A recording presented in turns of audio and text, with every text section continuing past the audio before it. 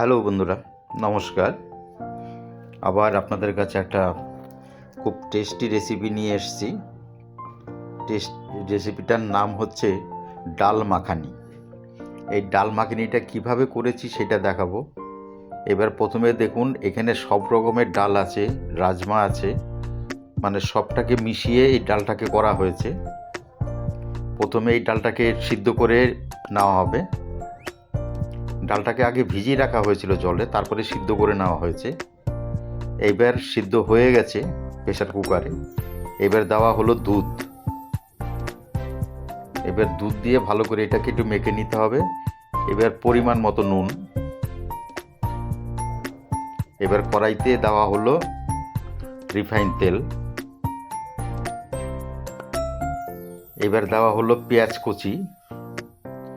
এই পেঁয়াজ কুচিটাকে খুব ভালো করে ভেজে নিতে হয়, মানে যেরকম বেরেস্তা করা হয় ঠিক সেরকমভাবেই, মানে বাদামি কালার করতে হবে। তারপরে দেওয়া হলো আদা, পেঁয়াজ, রসুন, আদা এই পেস্ট। এবার দেওয়া হলো কাঁচা লঙ্কা। তারপরে দেওয়া হচ্ছে জিরের গুঁড়ো, ধনের গুঁড়ো, হলুদের গুঁড়ো, লঙ্কার গুঁড়ো।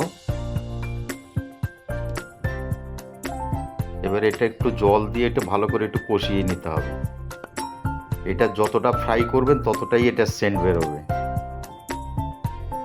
এবার আস্তে আস্তে এই ডালটাকে ঢেলে দিতে হবে এর মধ্যে।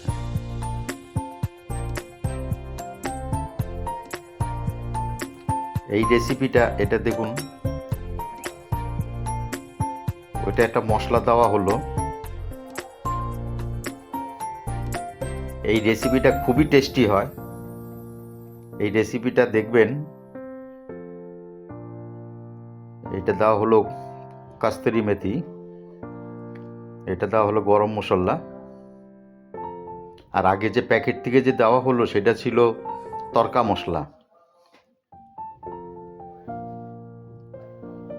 এই রেসিপিটা দিয়ে আপনি যে কোনো রুটি বা তন্দুরি রুটি খুবই ভালো লাগবে খেতে।